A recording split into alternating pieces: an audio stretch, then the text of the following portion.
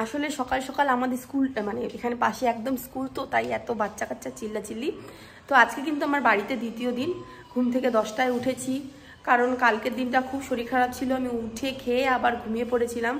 তো সারাদিন কি দেখাতাম তোমাদেরকে, ঘুম, সেই জন্য আর কিছু মানে শ্যুট টুট করিনি। তো আজকে দ্বিতীয় দিন, এই যে আজকে দেখাবো ভাই আমাদের জন্য কি এনেছে না এনেছে সবটাই।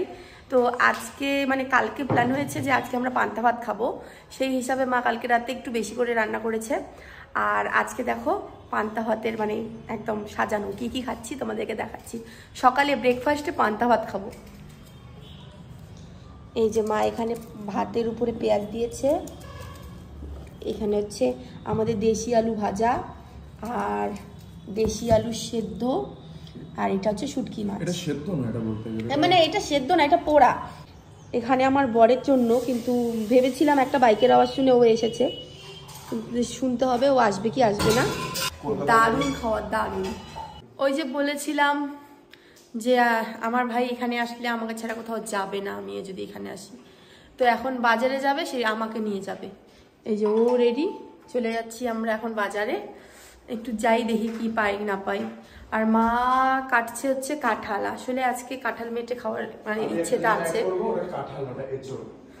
না ওটা কাঁঠাল নয়, না কাঁঠালটা পাতলে কাঁঠাল। হ্যাঁ বল কি এঁচোড়, ওটাকে এঁচোড় বলবো। তাহলে এঁচোড়, কাঁঠাল এঁচোড় মেটে খাবো, সেই জন্যই আর কি বাজারে যাওয়ার প্রস্তুতি। ও হো, মনার জন্য, মনা গিয়েছে পাশে দিদির বাড়ি আছে, দিদির বাড়িতে।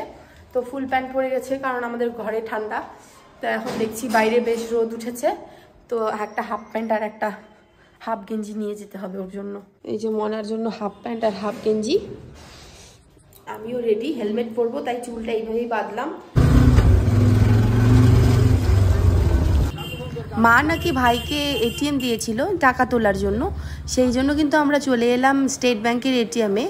এখান থেকেই টাকাটা তুলবো, তারপরে কোথাও যাব। ভাই সেই রোদ উঠেছে। আমি কলকাতা থেকে আসলাম 2 মাস পর। আমরা তো ভাই কলকাতাবাসী নই। আমি ওটাই বললাম, কলকাতা থেকে 2 মাস পর আসলাম, তো আমার গরম লাগতেছে না। মাংস বাজারে কিন্তু ঢুকিনি আমি, এই দায়িত্বটা আমি ভাইয়ের উপরেই ছেড়ে দিয়েছি।